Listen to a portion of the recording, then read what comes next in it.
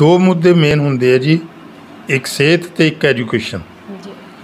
और जदों ये राजा जी कांग्रेस सरकार जदों ही आई, इन्हें उदों ही तो जोड़े सेवा केंद्र बंद करते सी और नाल दी नाल ही इन्हें 800 जोड़े स्कूल बंद करते सी। इन्हां नूं पंजाब दे लोकां नाल कोई सरोकार नहीं। देखो ये दिल्ली च बैठा केजरीवाल पंजाब का की कर दूगा। जिहड़ी हैगी आप पार्टी ये ते मैच्योर सीजनड बंदे है नहीं, एवें पढ़ के कितों कितों कितों कितों सीजन बनने वास्ते it takes time to become a season politician. इसके अज की घड़ी पंजाब च कांग्रेस की सरकार है तो सारा कुछ फेल है। दिल्ली च केजरीवाल की सरकार है, किन्नी हाहाकार है। उत्थे पानी बिजली का ये जिहड़ा क्लेम करते सी वो भी है नहीं। और जिहड़ी सेंटर की सरकार है उसका बहुत ज़्यादा इफैक्ट हो रहा है इस गल ते कि वो भी अज पंजाब वास्ते सुहिरद नहीं है। ये बहुत माड़ी गल है जी मोदी साहब की। देखो सब तो सीधी जी गल ये है कि जदों लोग ये कहते कि सानू नहीं चाहिए, असी इस गल नाल नहीं सहमत है। सरकार लोगों की लोगों द्वारा लोगों वास्ते हुंदी है तो जदों लोग इस गल नूं नहीं मनते, इस कानून नूं नहीं मनते तो थोपना नहीं चाहिए। लोगों की मर्जी नाल लोगों वास्ते होवे तां लोगों नूं जदों ये लगदा है कि सानू फेवर नहीं, इस करके ये मोदी सरकार नूं ये वापस लेना चाहिए। और बेचारे साडे किसान जिहड़े इन्ना संताप भोग रहे हैं, मैं उन्हां वास्ते भी परमात्मा अगे दुआ करां कि बेचारे सुख नाल चढ़दी कला नाल जित करके आपो अपने घरे। इस वारी जिहड़ी पंजाब की सरकार सी वो झूठियां सौंहां खा के आई सीगी और लोगों नूं बड़ियां उम्मीदां सी, क्योंकि बहुत वड्डे वड्डे वादे इन्हां ने कीते सी। और उन्हां वादियां दे नाल नाल इन्हां ने सौं गुटका साहब नूं हत्थ च फड़ के दमदमा साहब वाल हत्थ करके खाधी सी, जिहदे करके लोग इस यकीन च आ गए कि साडा सारा कर्जा माफ हो जूगा, साडे बच्चों नूं कर नौकरी हो जूगी। और जिहड़े साडे उड़ान न्यूज़ 24 देख रहे तमाम दोस्तों नूं अमन औलख तरफों प्यार भरी सत श्री अकाल। घर ਦੇ ਵਿੱਚ ਜਦੋਂ ਸਾਡੇ 5 ਜੀ ਹੁੰਦੇ ਆ ਅਸੀਂ ਉਸ ਨੂੰ ਵੀ ਚਲਾਉਣ ਦੇ ਲਈ ਇੱਕ ਮੁਖੀਆ ਰੱਖਦੇ ਆ। ਆਪਣੇ ਘਰ ਦੇ ਵਿੱਚ ਇੱਕ ਮੁਖੀ ਹੁੰਦਾ ਜਿਹੜਾ ਘਰ ਦੀਆਂ ਲੋੜਾਂ ਨੂੰ ਪੂਰਾ ਕਰਦਾ ਹੁੰਦਾ। ਜਦੋਂ ਦੇਸ਼ ਚਲਾਉਣਾ ਹੋਵੇ, ਜਦੋਂ ਸੂਬਾ ਚਲਾਉਣਾ ਹੋਵੇ ਤਾਂ ਫਿਰ ਜਿਹੜੇ ਆਮ ਲੋਕ ਆ ਉਹ ਵੀ ਇੱਕ ਮੁਖੀਆ ਦੇ ਰੂਪ ਵਿੱਚ ਸਰਕਾਰ ਨੂੰ ਚੁਣਦੇ ਨੇ। ਪਿਛਲੇ ਲੰਮੇ ਸਮੇਂ ਤੋਂ ਜਿਹੜੇ ਅਸੀਂ ਸਰਕਾਰਾਂ ਨੂੰ ਚੁਣਦੇ ਆ ਰਹੇ ਹਾਂ। 2022 ਦੀਆਂ ਚੋਣਾਂ ਜਿਹੜੀਆਂ ਹੁਣ ਅੱਗੇ ਹੋਣ ਵਾਲੀਆਂ ਨੇ ਤੇ ਜਿੰਨੀਆਂ ਵੀ ਪਾਰਟੀਆਂ, ਚਾਹੇ ਉਹ ਕਾਂਗਰਸ ਪਾਰਟੀ ਹੋਵੇ, ਚਾਹੇ ਆਮ ਆਦਮੀ ਪਾਰਟੀ ਹੋਵੇ ਜਾਂ ਫਿਰ ਸ਼੍ਰੋਮਣੀ ਅਕਾਲੀ ਦਲ ਪਾਰਟੀ ਹੋਵੇ, ਸਾਰੀਆਂ ਆਪੋ ਆਪਣੀਆਂ ਤਿਆਰੀਆਂ ਨੂੰ ਲੈ ਕੇ, ਗਤੀਵਿਧੀਆਂ ਨੂੰ ਲੈ ਕੇ ਕਿ ਜਦੋਂ ਦੀ ਇਹ ਕਾਂਗਰਸ ਸਰਕਾਰ ਆਈ ਇੱਕ ਵੀ ਤਾਂ ਵਾਅਦਾ ਇਹਨਾਂ ਨੇ ਇੱਕ ਵੀ ਵਾਅਦਾ ਪੂਰਾ ਨਹੀਂ ਕੀਤਾ, ਜਿਹਦੇ ਸਦਕਾ लोग निराश हो गए। और इन्हों इस जमात च कांग्रेस जमात च इन्हों का विश्वास टुट गया। ही राजनीतिक गतिविधियों ਨੂੰ ਲੈ ਕੇ ਅੱਜ ਆਪਾਂ ਗੱਲ ਕਰਨ ਪਹੁੰਚੇ ਹਾਂ ਸਰਦਾਰ ਦਰਸ਼ਨ ਸਿੰਘ ਕੋਟਫੱਤਾ ਜੀ ਨਾਲ, ਜਿਹੜੇ ਕਿ ਪੁੱਛੋ ਤੋਂ ਅਕਾਲੀ ਦਲ ਦੇ ਉਮੀਦਵਾਰ ਵੀ ਰਹੇ ਤੇ ਬਠਿੰਡਾ ਦੇ ਦਿਹਾਤੀ ਜਿਹੜੇ ਆ ਉਹ ਸਾਬਕਾ MLA ਵੀ ਰਹਿ ਚੁੱਕੇ ਆ। ਉਹਨਾਂ ਨਾਲ ਗੱਲਬਾਤ ਕਰਦੇ ਹਾਂ ਕਿ ਸਰਕਾਰਾਂ ਪ੍ਰਤੀ, ਰਾਜਨੀਤੀ ਪ੍ਰਤੀ ਉਹਨਾਂ ਦੀ ਕੀ ਰਾਏ ਆ ਤੇ ਆਉਣ ਵਾਲੇ ਦਿਨਾਂ ਦੇ ਵਿੱਚ ਉਹਨਾਂ ਦੀ ਕੀ ਪਲਾਨਿੰਗ ਆ। ਜੀ ਫੱਤਾ ਸਾਹਿਬ, ਕੋਟਫੱਤਾ ਸਾਹਿਬ ਜੀ, ਤੁਹਾਡਾ ਬਹੁਤ ਬਹੁਤ ਸਵਾਗਤ ਹੈ। ਵਾਹਿਗੁਰੂ ਜੀ ਕਾ ਖਾਲਸਾ, वाहिगुरु जी की फतेह। मैं दर्शन सिंह कोटफत्ता, एक्स MLA बठिंडा देहाती, और चैनल वाले आए है, इन्हों जी आया भी कहना और धन्यवाद करदा कि अज बठिंडे च बहुत ज़्यादा मीह पै गया, पर फिर भी बेचारे पानी दे भी लंघ लुंघ के आए है। सो मैं बहुत बहुत धन्यवाद करदा तो जो तुसी ये जॉब करना है वो लिए भी तुहानूं वैलकम करदा। जी दर्शन साहब, राजनीति की गल करते, तो लम्मा समा हो गया राजनीति के 20 सालों तो जोड़े उपर तुसी राजनीति के रंग रूप वो देख रहे हो, है ना। तो जेकर इन लम्बे समय की आप गल करते हैं, राजनीति की गल कर रहे हैं, तो ਤੁਹਾਨੂੰ नहीं लग रहा कि जो बठिंडे की गल करते हैं, विकास की गल करते हैं, तो जो बठिंडे की राजनीति का पद्धर आ, सियासत का पद्धर आ, वो दिनों दिन उपर उठने की बजाय थले डिगदा जा रहा। बिल्कुल तुसी सही हो, कर थले डिगण वाली गल तो नहीं, ये परिस्थितियाँ होंदियां जी ਦੇਸ਼ ਦੀਆਂ ਸੂਬੇ ਦੀਆਂ ਪਰਿਸਥਿਤੀਆਂ ਹੁੰਦੀਆਂ। ਆਪਾਂ ਜਦੋਂ ਆਪਣੀ 10 ਸਾਲ ਸਰਕਾਰ ਸੀ, 7 ਤੋਂ ਲੈ ਕੇ 12, 12 ਤੋਂ ਲੈ ਕੇ 12 ਤੋਂ ਲੈ ਕੇ 17 ਤੱਕ ਬਹੁਤ ਵਧੀਆ ਕੰਮ ਕੀਤਾ ਔਰ ਲੋਕ ਮੰਨਦੇ ਸੀ ਕਿ ਸ਼੍ਰੋਮਣੀ ਅਕਾਲੀ ਦਲ ਦੀ ਸਰਕਾਰ ਹੈ ਜਿਹੜੀ ਇਹ ਬਹੁਤ ਵਧੀਆ ਕੰਮ ਕਰ ਰਹੀ ਹੈ ਔਰ ਲੋਕਾਂ ਨਾਲ ਅਸੀਂ ਜੋ ਵਾਅਦੇ ਕੀਤੇ ਉਹ ਵਾਅਦਿਆਂ 'ਤੇ ਪੂਰੇ ਉਤਰੇ। ਔਰ ਇਸ ਵਾਰੀ ਸਰਦਾਰ ਸੁਖਬੀਰ ਸਿੰਘ ਜੀ ਬਾਦਲ ਸਾਹਿਬ ਦਾ ਇਹ ਵੀ ਇੱਕ ਸਲੋਗਨ ਹੈ ਕਿ ਜੋ ਕਿਹਾ ਉਹ ਕੀਤਾ, ਜੋ ਕਹਾਂਗੇ ਉਹ ਕਰਾਂਗੇ। ਸੋ ਇਹ ਸਰਕਾਰਾਂ 'ਤੇ ਜਾਂ ਸਰਕਾਰਾਂ ਦੇ ਨੁਮਾਇੰਦਿਆਂ 'ਤੇ ਡਿਪੈਂਡ ਕਰਦਾ ਹੈ। ਇਸ ਵਾਰੀ ਜਿਹੜੀ ਪੰਜਾਬ ਦੀ ਸਰਕਾਰ ਸੀ ਉਹ ਝੂਠੀਆਂ ਸਹੁੰ ਖਾ ਕੇ ਆਈ ਸੀਗੀ ਔਰ ਲੋਕਾਂ ਨੂੰ ਬੜੀਆਂ ਉਮੀਦਾਂ ਸੀ ਕਿਉਂਕਿ ਬਹੁਤ ਵੱਡੇ ਵੱਡੇ ਵਾਅਦੇ ਇਹਨਾਂ ਨੇ ਕੀਤੇ ਸੀ ਔਰ ਉਹਨਾਂ ਵਾਅਦਿਆਂ ਦੇ ਨਾਲ ਨਾਲ ਇਹਨਾਂ ਨੇ ਸਹੁੰ ਗੁਟਕਾ ਸਾਹਿਬ ਨੂੰ ਹੱਥ 'ਚ ਫੜ ਕੇ ਦਮਦਮਾ ਸਾਹਿਬ ਵੱਲ ਹੱਥ ਕਰਕੇ ਖਾਧੀ ਸੀ, ਜਿਹਦੇ ਕਰਕੇ ਲੋਕ ਇਸ ਯਕੀਨ 'ਚ ਆ ਗਏ ਕਿ ਸਾਡਾ ਸਾਰਾ ਕਰਜ਼ਾ ਮਾਫ ਹੋ ਜੂਗਾ, ਸਾਡੇ ਬੱਚਿਆਂ ਨੂੰ ਘਰ ਨੌਕਰੀ ਹੋ ਜੂਗੀ ਔਰ ਜਿਹੜੇ ਸਾਡੇ ਗਰੀਬ ਵਰਗ ਦੇ ਲੋਕ ਸੀਗੇ ਜਿਨ੍ਹਾਂ ਨੂੰ ਅਸੀਂ ਪੈਨਸ਼ਨ ਸ਼ਗਨ ਸਕੀਮ ਦਿੰਦੇ ਸੀ ਵੀ ਇਹਨਾਂ ਨੇ ਇਹ ਕਹਿਤਾ ਕਿ ਅਸੀਂ ਇਹਨਾਂ ਨੂੰ ਖੰਡ, ਚਾਹ ਪੱਤੀ ਔਰ ਘਿਓ ਇਹ ਕੁਝ ਦਿਆ ਕਰਾਂਗੇ। ਪਰ ਬਦਕਿਸਮਤੀ ਕਿ ਜਦੋਂ ਦੀ ਇਹ ਕਾਂਗਰਸ ਸਰਕਾਰ ਆਈ, ਇੱਕ ਵੀ ਤਾਂ ਵਾਅਦਾ ਇਹਨਾਂ ਨੇ ਇੱਕ ਵੀ ਵਾਅਦਾ ਪੂਰਾ ਨਹੀਂ ਕੀਤਾ, ਜਿਹਦੇ ਸਦਕਾ ਲੋਕ ਨਿਰਾਸ਼ ਹੋ ਗਏ ਔਰ ਇਹਨਾਂ ਨੂੰ ਇਸ ਜਮਾਤ 'ਚ ਕਾਂਗਰਸ ਜਮਾਤ 'ਚ ਇਹਨਾਂ ਦਾ ਵਿਸ਼ਵਾਸ ਟੁੱਟ ਗਿਆ। ਔਰ ਹੁਣ ਅਸੀਂ ਪਿੰਡਾਂ 'ਚ ਸਾਰਾ ਦਿਨ ਰਹਿੰਦੇ ਹਾਂ, ਲੋਕ ਬੜੇ ਕਾਹਲੇ ਪਏ ਆ, ਸਾਨੂੰ ਰੋਜ਼ ਪੁੱਛਦੇ ਆ ਕਿ ਜੀ ਆਪਾਂ ਵੋਟਾਂ ਕਦੋਂ ਪਾਉਣੀਆਂ, ਆਪਣੀ ਸਰਕਾਰ ਕਦੋਂ ਆਉਣੀ ਹੈ। ਇਸ ਕਰਕੇ ਮੈਂ ਇਹ ਤੁਹਾਨੂੰ ਦੱਸਾਂ ਕਿ ਰਾਜਨੀਤੀ ਜਾਂ ਜਿਹੜਾ ਇਹ ਥੱਲੇ ਨਹੀਂ, ਇਹ ਬੰਦਿਆਂ 'ਤੇ ਡਿਪੈਂਡ ਕਰਦਾ ਹੈ। ਜੇ ਬੰਦੇ ਵਧੀਆ ਭੇਜ ਦਿਓਗੇ ਤਾਂ ਲੋਕਾਂ ਦੀ ਵਧੀਆ ਸੇਵਾ ਹੋਊਗੀ ਕਿਉਂਕਿ ਬਾਦਲ ਸਾਹਿਬ ਦਾ ਇੱਕ ਫੰਡਾ ਹੈ, ਰਾਜ ਨਹੀਂ ਸੇਵਾ। ਇਹ ਤਾਂ ਸੇਵਾ ਹੁੰਦੀ ਹੈ, ਜੇ ਕੋਈ ਵਧੀਆ ਢੰਗ ਨਾਲ ਸੇਵਾ ਕਰੇ ਤਾਂ ਲੋਕ ਉਹਨੂੰ ਚੰਗਾ ਮੰਨਦੇ ਆ ਔਰ ਉਹਨਾਂ 'ਚ ਯਕੀਨ ਵੱਜਦਾ। ਜੇ ਕੋਈ ਲੋਕਾਂ ਨਾਲ ਗੱਲ ਕਰਕੇ ਉਹਦੇ 'ਤੇ ਪੂਰਾ ਨਾ ਉਤਰੇ, ਲੋਕ ਉਹਨੂੰ ਮਾੜਾ ਮੰਨਦੇ ਆ ਔਰ ਉਹ ਤੋਂ ਨਿਰਾਸ਼ ਹੁੰਦੇ ਆ। ਸੋ ਰਾਜਨੀਤੀ ਵਾਲੀ ਗੱਲ ਜਿਹੜੀ ਥੱਲੇ ਜਾਣ ਵਾਲੀ ਕੋਈ ਗੱਲ ਨਹੀਂ। ਰਾਜਨੀਤੀ ਆਪਣੇ ਆਪ 'ਚ ਇੱਕ ਮਨੁੱਖਤਾ ਦੀ ਸੇਵਾ ਹੈ ਔਰ ਸੱਚ ਜਾਣਿਓ ਮੈਂ ਤਾਂ ਸੇਵਾ ਨੂੰ ਸਮਰਪਿਤ ਹਾਂ। ਜੀ ਦਰਸ਼ਨ ਸਾਹਿਬ, ਜਿੱਦਾਂ ਤੁਸੀਂ ਕਿਹਾ ਕਿ ਪਿਛਲੀਆਂ ਚੋਣਾਂ ਦੇ ਵਿੱਚ ਕੈਪਟਨ ਸਾਹਿਬ ਨੇ ਇੱਕ ਵਾਅਦਾ ਕੀਤਾ ਸੀ ਜੇਕਰ ਉਹਨਾਂ ਦੀ ਸਰਕਾਰ ਆਉਂਦੀ ਹੈ ਤਾਂ ਘਰ ਘਰ ਜਿਹੜੀ ਆ ਨੌਕਰੀ ਇੱਕ ਨੌਜਵਾਨ ਨੂੰ ਦਿੱਤੀ ਜਾਊਗੀ, ਹੈ ਨਾ।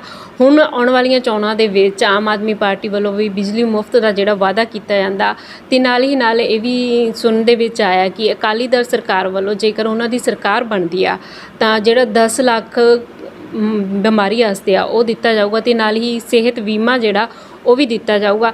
ਕਿ ਇਹ ਨਹੀਂ ਲੱਗ ਰਿਹਾ ਕਿ ਜਿੱਥੇ ਸਰਕਾਰਾਂ ਸਾਨੂੰ ਫਰੀ ਸਹੂਲਤ ਦੇ ਰਹੀਆਂ ਉਸ ਦੀ ਬਜਾਏ ਜਿਹੜਾ ਵਾਕਈ ਨੌਜਵਾਨਾਂ ਨੂੰ ਨੌਕਰੀ ਦਿੱਤੀ ਜਾਵੇ ਤਾਂ ਜੋ ਅੱਗੇ ਆਉਣ, ਆਪਣੀ ਕਮਾਈ ਦੇ ਨਾਲ ਆਪਣਾ ਘਰ ਚਲਾਉਣ, ਕਿਸੇ ਦੇ ਮੁਫਤੀ ਦੇ ਸਹਾਰੇ ਨਾ ਹੋਵੇ, ਉਹਨਾਂ ਦੇ ਮਨ ਦੇ ਵਿੱਚ ਇਹ ਆਸ ਨਾ ਆਵੇ। ਨਹੀਂ, ਇਹ ਮੁਫਤ ਨਹੀਂ ਹੁੰਦਾ ਬੀਬਾ, ਇਹ ਤਾਂ ਲੋਕਾਂ ਨੂੰ ਦੇਖੋ, ਸਭ ਲੋਕ ਆਪਦੇ ਘਰ ਚਲਾਉਂਦੇ ਆ ਜੀ, ਆਪਦੀਆਂ ਕਬੀਲਦਾਰੀਆਂ ਚਲਾਉਂਦੇ ਆ। ਉਹਦੇ 'ਚ ਆਪਾਂ ਸਰਕਾਰ ਦੇ ਤੌਰ 'ਤੇ ਜਿੰਨੀ ਕੁ ਉਹਨਾਂ ਦੀ ਮਦਦ ਕਰ ਸਕੀਏ। ਮੈਂ ਜਿਵੇਂ ਗੱਲ ਕਰਾਂ ਵੀ ਜਿਵੇਂ ਕਿਸਾਨੀ ਤਾਂ ਹੈ, ਕਿਸਾਨੀ ਪਹਿਲੀ ਗੱਲ ਤਾਂ ਕਿ ਇਹ ਸਾਰੀ ਦੁਨੀਆ ਨੇ ਮੰਨ ਲਿਆ ਕਿ ਇਹ ਘਾਟੇ ਵਾਲਾ ਸੌਦਾ ਹੈ। ਘਾਟੇ ਵਾਲੇ ਸੌਦੇ ਨੂੰ ਚੱਲਦਾ ਰੱਖਣ ਵਾਸਤੇ ਜ਼ਿਮੀਂਦਾਰ ਵਿਚਾਰਾ ਬਹੁਤ ਮਿਹਨਤ ਕਰਦਾ, ਸਾਰਾ ਟੱਬਰ ਮਿਹਨਤ ਕਰਦਾ ਔਰ ਜਿੱਦਾਂ ਉਹ 6 ਮਹੀਨਿਆਂ ਬਾਅਦ ਹਿਸਾਬ ਕਰਦਾ ਉਹ ਫਿਰ ਵੀ ਉਹਦੇ ਖਾਤੇ 'ਚੋਂ ਪੈਸੇ ਜਿਹੜੇ ਆ ਨਹੀਂ ਹੁੰਦੇ ਕਿਉਂਕਿ ਫਿਰ ਆਪਣੀ ਜਦੋਂ ਆਪਾਂ 1997 ਵਾਲੀ ਸਰਕਾਰ ਵੇਲੇ ਆਪਾਂ ਇਹਨਾਂ ਨਾਲ ਵਾਅਦੇ ਕੀਤੇ ਸੀ ਕਿ ਅਸੀਂ ਜਿਹੜੀ ਆ ਤੁਹਾਨੂੰ ਟਿਊਬਵੈੱਲਾਂ 'ਤੇ ਜਿਹੜੇ ਬਿੱਲ ਹੈ ਪੰਜਾਬ ਸਰਕਾਰ ਭਰੂਗੀ ਔਰ ਸਰਕਾਰ ਹਰ ਸਾਲ 6000 ਕਰੋੜ ਰੁਪਈਆ ਜਿਹੜੀ ਹੈ ਇਹਨਾਂ ਦੇ ਟਿਊਬਵੈੱਲਾਂ ਦੇ ਬਿੱਲ ਭਰਦੀ ਸੀ। ਉਹ ਕੋਈ ਐਸੀ ਗੱਲ ਮੁਫਤ ਵਾਲੀ ਗੱਲ ਨਹੀਂ ਹੁੰਦੀ, ਇਹ ਤਾਂ ਉਹਨਾਂ ਨੂੰ ਥੋੜ੍ਹਾ ਜਿਹਾ ਅਸਿਸਟ, ਜਿਵੇਂ ਹੁਣ ਆਪਾਂ ਇਸ ਵਾਰੀ ਦੀ ਗੱਲ ਕਰਾਂਗੇ ਜੀ ਇਸ ਵਾਰੀ ਆਪਣਾ ਇੱਕ ਜਿਹੜਾ 13 ਪ੍ਰੋਗਰਾਮ ਹੈ ਉਹਦੇ 'ਚ ਆਪਾਂ ਇਹਨਾਂ ਨੂੰ ਕਿਹਾ ਕਿ ਅਸੀਂ ਡੀਜ਼ਲ 10 ਰੁਪਏ ਸਸਤਾ ਕਰਾਂਗੇ। ਜੀ ਉਹ ਕਿਉਂਕਿ ਡੀਜ਼ਲ ਬਹੁਤ ਮਹਿੰਗਾ ਹੋ ਗਿਆ ਔਰ ਖੇਤੀ ਵਾਸਤੇ ਡੀਜ਼ਲ ਦੀ ਵਰਤੋਂ ਬਹੁਤ ਜ਼ਿਆਦਾ ਹੁੰਦੀ ਹੈ, ਟਰੈਕਟਰ ਸਾਰਾ ਦਿਨ ਚੱਲਦਾ, ਜੀ ਅਤੇ ਜੇ 10 ਰੁਪਈਏ ਆਪਾਂ ਸਸਤਾ ਕਰਕੇ ਜੇ ਉਹ 10 ਲੀਟਰ ਰੋਜ਼ ਫੂਕਦਾ ਹੈ ਤਾਂ 100 ਰੁਪਈਏ ਦੀ ਅਸਿਸਟੈਂਸ ਹੈ, ਉਹ ਕੋਈ ਮੁਫਤ ਵਾਲੀ ਗੱਲ ਨਹੀਂ। ਜਿੱਦਾਂ ਦਰਸ਼ਨ ਸਾਹਿਬ ਤੁਸੀਂ ਹੁਣੇ ਕਿਸਾਨਾਂ ਦਾ ਨਾਮ ਲਿਆ, ਵਿੱਚ ਕਿਸਾਨਾਂ ਦਾ ਲੰਮੇ ਸਮੇਂ ਤੋਂ ਜਿਹੜਾ ਅੰਦੋਲਨ ਆ ਉਹ ਚੱਲ ਰਿਹਾ ਗਾ, ਅਤੇ ਪਿਛਲੇ ਜੇ ਕੁਝ ਦਿਨਾਂ ਤੋਂ 5 ਤਰੀਕ ਤੋਂ ਲੈ ਕੇ ਜਿਹੜੀਆਂ ਸਰਕਾਰੀ ਬੱਸਾਂ ਵਾਲੇ ਆ ਉਹ ਵੀ ਧਰਨੇ 'ਤੇ ਬੈਠੇ ਆ। ਕਿਤੇ ਨਾ ਕਿਤੇ ਜਿਹੜੇ ਸਾਡੇ ਬੇਰੁਜ਼ਗਾਰ ਅਧਿਆਪਕ ਆ ਉਹ ਧਰਨੇ 'ਤੇ ਬੈਠੇ ਆ, ਜਾਂ ਫਿਰ ਜਿਹੜੇ ETT ਵਾਲੇ ਅਧਿਆਪਕ ਆ ਉਹ ਵੀ ਆਪਦਾ ਧਰਨਾ ਲਈ ਬੈਠੇ ਆ ਕਿ ਉਹਨਾਂ ਨੂੰ ਨੌਕਰੀਆਂ ਨਹੀਂ ਮਿਲ ਰਹੀਆਂ, ਕਿਤੇ ਤਨਖਾਹਾਂ ਨਹੀਂ ਮਿਲ ਰਹੀਆਂ ਗਾ। ਕਹਿੰਦੇ ਹੁੰਦੇ ਤਾੜੀ ਇੱਕ ਹੱਥ ਨਾਲ ਨਹੀਂ ਵੱਜਦੀ, ਪਰ ਜੇਕਰ ਦੇਖਿਆ ਜਾਵੇ ਹਰ ਇੱਕ ਜਿਹੜਾ ਮੁਲਾਜ਼ਮ ਆ, ਹਰ ਇੱਕ ਕਿੱਤੇ ਦਾ ਜਿਹੜਾ ਸੇਵਾਦਾਰ ਆ ਉਹ ਧਰਨਿਆਂ 'ਤੇ ਬੈਠੇ ਆ। ਕਿ ਸਰਕਾਰ ਲੋਕਾਂ ਨੂੰ ਉਹਨਾਂ ਦੀ ਸਹੂਲਤ ਦੇਣ ਦੀ ਬਜਾਏ, ਉਹਨਾਂ ਦਾ ਜਿਹੜੀ ਮਿਹਨਤ ਕਰਦੇ ਉਹ ਦੇਣ ਦੀ ਬਜਾਏ ਕਿ ਉਹਨਾਂ ਦੀ ਗੱਲ ਨਹੀਂ ਸੁਣਦੀ ਗੀ। ਹਰ ਇੱਕ ਮੁਲਾਜ਼ਮ ਆ ਜਿਹੜਾ ਉਹ ਕਿਉਂ ਧਰਨੇ 'ਤੇ ਬੈਠਾ? ਚਲੋ ਇੱਕ ਜਿਹੜਾ ਕਿੱਤਾ ਆਪਾਂ ਕਹਿ ਸਕਦੇ ਹਾਂ ਵੀ ਉਹਨਾਂ ਦੀ ਗੱਲ ਸਰਕਾਰ ਸਹੀ ਆਪਣੇ ਤਰਫੋਂ ਸਹੀ ਨਹੀਂ ਆ, ਤਾਂ ਸਰਕਾਰ ਇਸ ਲਈ ਉਹ ਧਰਨੇ 'ਤੇ ਬੈਠੇ ਆ। ਪਰ ਹਰ ਇੱਕ ਹੀ ਕਿੱਤੇ ਵਾਲੇ ਲੋਕ ਆ ਜਿਹੜੇ ਉਹ ਧਰਨੇ 'ਤੇ ਬੈਠੇ ਆ। ਇੱਥੇ ਇਹ ਨਹੀਂ ਲੱਗਦਾ ਕਿ ਸਰਕਾਰ ਵਾਕਈ ਜਿਹੜੇ ਆ ਨੌਜਵਾਨ ਆ ਜਾਂ ਜੋ ਰੁਜ਼ਗਾਰ ਕਰ ਰਹੇ ਨੇ ਉਹਨਾਂ ਦੀ ਮਿਹਨਤ ਦੇਣ ਤੋਂ ਕੰਨੀ ਕਤਰਾਉਂਦੀ ਆ? ਇਹਦਾ ਇਹ ਹੈ ਜੀ ਕਿ ਦੇਖੋ, ਸਰਕਾਰ ਦਾ ਇਹ ਨਹੀਂ ਹੁੰਦਾ ਕਿ ਇੱਕ ਕਮਰਾ ਭਰਿਆ ਪਿਆ ਨੋਟਾਂ ਦਾ ਜੀ ਅਤੇ ਸਰਕਾਰ ਕੋਲ ਬਹੁਤ ਪੈਸਾ ਹੈ, ਇਸ ਤਰ੍ਹਾਂ ਨਹੀਂ ਹੁੰਦਾ। ਸਰਕਾਰਾਂ ਦਾ ਆਉਂਦਾ ਅਤੇ ਜਾਂਦਾ, ਰੈਵਨਿਊ ਇੱਕ ਪਾਸੇ ਤੋਂ ਆਉਂਦਾ, ਉਹਨੂੰ ਪਲਾਨ ਕਰਕੇ ਲੋਕਾਂ ਨੂੰ ਦਿੱਤਾ ਜਾਂਦਾ, ਲੋਕਾਂ ਦੇ ਡਿਵੈਲਪਮੈਂਟ ਵਾਸਤੇ ਅਤੇ ਸਟੇਟ ਦੀ ਡਿਵੈਲਪਮੈਂਟ ਵਾਸਤੇ ਲਾਇਆ ਜਾਂਦਾ। ਪਰ ਬਦਕਿਸਮਤੀ ਕਿ ਇਸ ਵਾਰੀ ਵਾਲੀ ਸਰਕਾਰ 'ਚ ਜਿੱਥੋਂ ਕਮਾਈ ਆਉਣੀ ਸੀ ਉਹ ਸਾਰੀ ਕਮਾਈ, ਸਾਰਾ ਪੈਸਾ ਜਿਹੜੇ ਰਸੂਖ ਵਾਲੇ ਬੰਦੇ ਸੀਗੇ, ਜਿਹੜੇ ਕੈਪਟਨ ਦੇ ਨੇੜੇ ਸੀਗੇ, ਉਹ ਸਾਰਾ ਪੈਸਾ ਜਿਹੜਾ, ਮੈਂ ਉਦਾਹਰਨ ਦੇ ਤੌਰ 'ਤੇ ਜੇ ਮੈਂ ਸ਼ਰਾਬ ਦੀ ਗੱਲ ਕਰਾਂ, ਜਿਹੜੀ ਐਕਸਾਈਜ਼ ਡਿਊਟੀ ਆਉਣੀ ਸੀ ਉਹ ਇਸ ਵਾਰੀ ਆਈ ਹੀ ਨਹੀਂ, ਕਿਉਂਕਿ ਉਹ ਜਿਹੜੀ ਐਕਸਾਈਜ਼ ਦੀ ਡਿਊਟੀ ਤਾਂ ਆਉਂਦੀ ਜੇ ਸ਼ਰਾਬ ਸਰਕਾਰ ਦੇ ਥਰੂ ਵਿਕਦੀ, ਠੇਕੇ ਹੁੰਦੇ। ਪਰ ਇਸ ਵਾਰੀ ਤਾਂ ਸਾਰੇ ਜਿਹੜੇ MLA ਨੇ ਆਪਦੀਆਂ ਡਿਸਟਿਲਰੀਜ਼ ਲਾ ਲਈਆਂ ਸੀਗੀਆਂ, ਜਿਹਦੇ ਕਰਕੇ ਸਰਕਾਰ ਨੂੰ ਪੈਸੇ ਨਹੀਂ ਆਏ। ਔਰ ਜਿਹੜੀਆਂ ਮਾਈਨਸ ਦੇ ਬਹੁਤ ਪੈਸੇ ਆਉਂਦੇ ਆ, ਫਿਰ ਉਸ ਤੋਂ ਬਾਅਦ ਰੈਵਨਿਊ ਦੇ ਬਹੁਤ ਪੈਸੇ ਆਉਂਦੇ ਆ, ਫਿਰ ਉਸ ਤੋਂ ਬਾਅਦ ਜਿਹੜੀਆਂ ਹੋਰ ਟੈਕਸਿਸ ਆਉਂਦੇ ਆ, ਉਹਨਾਂ ਟੈਕਸਿਸ ਨਾਲ ਸਰਕਾਰਾਂ ਕੋਲ ਪੈਸਾ ਆਉਂਦਾ ਔਰ ਉਹ ਪੈਸਾ ਲੋਕਾਂ 'ਤੇ ਖਰਚਣਾ ਹੁੰਦਾ। ਪਰ ਹੁਣ ਸਰਕਾਰ ਇੱਕੋ ਹੀ ਬਹਾਨਾ ਲਾਉਂਦੀ ਹੈ ਕਿ ਸਾਡੇ ਕੋਲ ਪੈਸਾ ਹੈ ਨਹੀਂ। ਇਸ ਕਰਕੇ ਪੈਸਾ ਨਾ ਹੋਣ ਕਰਕੇ ਇਹਨਾਂ ਬੱਚਿਆਂ ਨੂੰ, ਵਿਚਾਰਿਆਂ ਨੂੰ ਬੜਾ ਦੁੱਖ ਆਉਂਦਾ ਹੈ। ਦੇਖੋ, ਇੱਕ ਬੱਚਾ ਆਪਾਂ 2-2.5 ਸਾਲ ਦਾ ਬੱਚਾ ਆਪਾਂ ਨੂੰ ਪੜ੍ਹਨ ਲਾ ਦਿੰਦੇ ਹਾਂ ਕਿ ਤੂੰ ਬੇਟਾ ਪੜ੍ਹ ਤੇਰੀ ਜ਼ਿੰਦਗੀ ਬਣ ਜੂਗੀ। ਪਰ ਜਿੱਦਾਂ ਉਹ 20 ਸਾਲਾਂ ਬਾਅਦ ਇੱਕ ਡਿਗਰੀ ਦਾ ਕਾਗਜ਼ ਲੈ ਕੇ ਸਾਡੇ ਕੋਲ ਆਉਂਦਾ ਹੈ, ਤਰਸ ਆਉਂਦਾ ਉਹਦੇ 'ਤੇ ਕਿ ਬੱਚੇ ਨੇ ਆਪਦੇ 20 ਸਾਲ ਇਸ ਸਰਟੀਫਿਕੇਟ ਨੂੰ ਲੈਣ 'ਤੇ ਲਾਤੇ। ਪਰ ਅੱਜ ਨਾ ਤਾਂ ਸਟੇਟ ਕੋਲੇ ਕੋਈ ਜਵਾਬ ਹੈ, ਨਾ ਮਾਪਿਆਂ ਕੋਲੇ ਕੋਈ ਜਵਾਬ ਹੈ, ਨਾ ਸਿਸਟਮ ਕੋਲੇ ਕੋਈ ਜਵਾਬ ਹੈ। ਇਹ ਜਿਹੜੀਆਂ ਸਰਕਾਰਾਂ, ਜਿਵੇਂ ਕਾਂਗਰਸ ਨੇ ਜਿਹੜਾ ਪੰਜਾਬ 'ਚ ਤਕਰੀਬਨ 50 ਸਾਲ ਰਾਜ ਕੀਤਾ, ਆਪਾਂ ਤਾਂ ਬਹੁਤ ਥੋੜ੍ਹਾ ਚਿਰ, ਕਾਂਗਰਸ ਨੇ ਇਸ ਪਾਸੇ ਧਿਆਨ ਹੀ ਨਹੀਂ ਦਿੱਤਾ। ਇੰਡਸਟਰੀ ਲਾਉਂਦੇ ਔਰ ਹੋਰ ਬੱਚਿਆਂ ਵਾਸਤੇ। ਪਰ ਇਸ ਵਾਰੀ ਜੇ ਪਰਮਾਤਮਾ ਨੇ ਚਾਹਿਆ ਆਪਣੀ ਸਰਕਾਰ ਆਈ, ਆਪਾਂ ਜਿਹੜਾ 10 ਲੱਖ ਰੁਪਇਆ ਆਪਾਂ ਬੱਚਿਆਂ ਨੂੰ ਕਿਹਾ ਕਿ ਅਸੀਂ ਤੁਹਾਨੂੰ ਸਟੱਡੀ ਲੋਨ ਦੇਵਾਂਗੇ, ਉਹ ਬਿਲਕੁਲ ਦੇਵਾਂਗੇ। ਐ ਨਹੀਂ ਵੀ ਜਿਹੜਾ ਕਹਿਤਾ ਤੇ ਨਹੀਂ, ਜਿਹਦੇ ਨਾਲ ਜੇ ਬੱਚੇ ਹਾਇਰ ਸਟੱਡੀ ਹੋਣ। ਤੁਸੀਂ ਦੇਖੋ ਕਿ ਕਿੰਨੇ ਬੱਚੇ ਇਸ ਵਾਰੀ ਜਿਨ੍ਹਾਂ ਨੇ ਹਾਇਰ ਸਟੱਡੀ ਵਾਸਤੇ ਜਾਣਾ ਸੀਗਾ, ਉਹਨਾਂ ਦੀਆਂ ਐਡਮਿਸ਼ਨਾਂ ਨਹੀਂ ਹੋਈਆਂ, ਕਿਉਂਕਿ ਆ ਵਜ਼ੀਫੇ ਘੁਟਾਲੇ ਕਰ ਲਏ, ਜਿਹਦੇ ਕਰਕੇ ਗਰੀਬ ਬੱਚੇ ਸਾਰੇ ਰਹਿ ਗਏ। ਪਰ ਇਸ ਵਾਰੀ ਜਿਹੜੀ ਆਪਣੀ ਸਰਕਾਰ ਆਊਗੀ, ਉਹਦੇ 'ਚ ਆਪਾਂ ਬੱਚਿਆਂ ਵਾਸਤੇ ਜਿਹੜਾ 10 ਲੱਖ ਰੁਪਇਆ ਸਟੱਡੀ ਲੋਨ ਰੱਖਿਆ, ਔਰ ਉਹ ਲੋਨ ਜਿਹੜਾ ਕਿ ਉਹਦਾ ਵਿਆਜ ਸਰਕਾਰ ਦੇਊਗੀ, ਉਹਦੀ ਗਰੰਟੀ ਸਰਕਾਰ ਦੇਊਗੀ। ਔਰ ਜਦੋਂ ਉਹ ਬੱਚਾ ਬਰਸਰੇ ਰੁਜ਼ਗਾਰ ਹੋ ਗਿਆ ਤੇ ਉਹ ਆਪਦਾ ਲੋਨ ਆਪ ਉਤਾਰ। ਜਿੱਦਾਂ ਤੁਸੀਂ ਹੁਣੇ ਪਿਛਲੇ 2 ਸਾਲਾਂ ਦੀ ਗੱਲ ਕਰਦੇ ਹੋ, ਤੁਸੀਂ ਵੀ ਦੇਖਿਆ ਬਾਹਰ ਅੰਦਰ ਜਾਂਦੇ ਹੋ ਕਿ ਕਰੋਨਾ ਦਾ ਦੌਰ ਜਿਹੜਾ ਚੱਲ ਰਿਹਾ ਹੈਗਾ ਹੈ ਨਾ, ਹਰ ਪਾਸੇ ਹਰ ਸਮੱਸਿਆਵਾਂ ਕਾਫੀ ਹੈ। ਪੈਸੇ ਨੂੰ ਲੈ ਕੇ, ਨੌਕਰੀਆਂ ਨੂੰ ਲੈ ਕੇ ਸਮੱਸਿਆਵਾਂ ਜਿਹੜੀ ਵੱਧਦੀ ਜਾ ਰਹੀ ਹੈ। ਇਸ ਕਰੋਨਾ ਕਾਲ ਦੇ ਵਿੱਚ ਸਰਕਾਰ ਨੇ ਜਿੱਥੇ ਉਹਨਾਂ ਦੀ ਕਮਾਈ ਹੁੰਦੀ ਸੀ, ਠੇਕਿਆਂ ਦੀ ਗੱਲ ਕਰਦੇ ਹਾਂ ਤਾਂ ਉਹ ਖੁੱਲ੍ਹੇ ਰਹੇ ਆ, ਪਰ ਜਿੱਥੋਂ ਅਸੀਂ ਆਪਣੀ ਨੌਲੇਜ ਲੈ ਸਕਦੇ ਸੀ, ਸਕੂਲ ਹੋਏ ਸੀ ਜਾਂ ਸਾਡੀਆਂ ਜਿਹੜੀਆਂ ਨੌਕਰੀਆਂ ਸੀ, ਉੱਥੇ ਜਿਹੜੇ ਉਹਨਾਂ ਨੂੰ ਬੰਦ ਕਰ ਦਿੱਤਾ ਗਿਆ। ਇਸ ਸੰਬੰਧੀ ਜੇਕਰ ਆਪਾਂ ਬਠਿੰਡੇ ਦੇ ਵਿੱਚ ਆਉਂਦੇ ਹਾਂ ਤਾਂ ਬਠਿੰਡਾ ਦੇ ਵਿੱਚ ਜੋ ਰੁਜ਼ਗਾਰ ਲੋਕਾਂ ਕੋਲੇ ਸੀ, ਥਰਮਲ ਨੂੰ ਆਪਾਂ ਲੈ ਕੇ ਚੱਲਦੇ ਹਾਂ ਤਾਂ ਉਹਨੂੰ ਵੀ ਢਾਹ ਦਿੱਤਾ ਗਿਆ। ਉੱਥੋਂ ਵੀ ਕਾਫੀ ਸਾਰੀ ਬੇਰੁਜ਼ਗਾਰੀ ਹੈ ਜਿਹੜੀ ਹੈ ਨਾ ਉਹ ਪੈਦਾ ਹੋਈ ਆ। ਤੁਹਾਨੂੰ ਨਹੀਂ ਕੀ ਲੱਗ ਰਿਹਾ ਕਿ ਸਰਕਾਰ ਆਪਣੇ ਬਾਰੇ ਸੋਚ ਰਹੀ ਆ, ਆਪਣੀ ਕਮਾਈ ਬਾਰੇ ਸੋਚ ਰਹੀ ਆ, ਅਤੇ ਜਿਹੜੇ ਆਮ ਲੋਕ ਜਿਹੜੇ ਬੇਰੁਜ਼ਗਾਰੀ ਦੀ ਦੁਹਾਈ ਦੇ ਰਹੇ ਆ, ਜਿਹੜੇ ਰੁਜ਼ਗਾਰ ਹੈ ਉਹਨਾਂ ਤੋਂ ਵੀ ਰੁਜ਼ਗਾਰ ਖੋਇਆ ਜਾ ਰਿਹਾ ਅਜਿਹੇ ਮੌਕੇ 'ਤੇ ਜਦੋਂ ਸਾਨੂੰ ਨੌਕਰੀਆਂ ਦੀ ਜ਼ਿਆਦਾ ਲੋੜ ਆ। ਤੁਸੀਂ ਥਰਮਲ ਦੀ ਗੱਲ ਕੀਤੀ ਵੀ ਆ, ਜੀ ਬਦਕਿਸਮਤੀ ਹੈ ਵਿਚਾਰੇ ਬਠਿੰਡੇ ਵਾਲਿਆਂ ਦੀ। ਜਦੋਂ ਇਹ ਚੱਲਿਆ ਸੀਗਾ, ਇਹਦੀ ਰਾਖ, ਇਹਦਾ ਧੂੰਆਂ ਸਾਰਾ ਬਠਿੰਡੇ ਨੇ ਸਹਿਣ ਕੀਤਾ, ਪਰ ਉਸ ਦੇ ਬਾਵਜੂਦ ਵੀ ਲੋਕਾਂ ਨੂੰ ਇਹ ਲੱਗਦਾ ਸੀ ਕਿ ਇਹਦੇ ਨਾਲ ਬਿਜਲੀ ਆਉਂਦੀ ਹੈ। ਲੋਕ ਸਹਿਯੋਗ ਕਰਦੇ ਸੀ। ਹੌਲੀ ਹੌਲੀ ਆਪਾਂ ਇਹਦੇ 'ਚ ਜਿਹੜੀ ਲੇਟੈਸਟ ਟੈਕਨੋਲੋਜੀ ਪਾ ਕੇ ਇਹਨੂੰ ਇਹਦੇ ਲਾਇਕ ਬਣਾਇਆ ਕਿ ਇਹ ਜਿਹੜਾ ਧੂੰਆਂ ਵੀ ਇਹਦਾ ਬੰਦ ਕੀਤਾ। ਫਿਰ ਇਹਦਾ ਜਿਹੜਾ ਕੋਲਾ ਬਰੀਕ ਬਠਿੰਡੇ ਸ਼ਹਿਰ 'ਤੇ ਡਿੱਗਦਾ ਸੀ ਉਹ ਵੀ ਬੰਦ ਕੀਤਾ। ਔਰ ਜਦੋਂ ਆਪਣੀ ਸਰਕਾਰ ਸੀਗੀ ਪਿਛਲੀ, 715 ਕਰੋੜ ਰੁਪਈਆ ਲਾ ਕੇ ਇਹਨੂੰ ਨਵਿਆਇਆ ਸੀ, ਇਹਦੀ ਜਿਹੜੀ ਰਿਨਿਊਵਲ ਕੀਤੀ ਸੀ, ਔਰ ਉਹ ਰਿਨਿਊਵਲ ਦੀ ਸਰਟੀਫਿਕੇਸ਼ਨ ਇਹਦੇ ਕੋਲ 2025 ਤੱਕ ਸੀ।